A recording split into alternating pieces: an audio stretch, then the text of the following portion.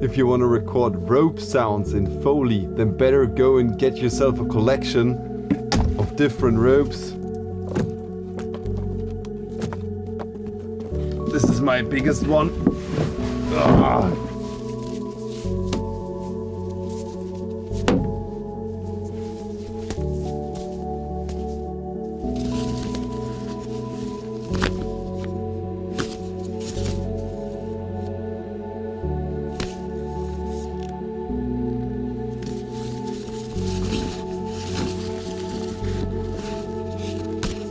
For more Foley hacks, follow the Foley teacher.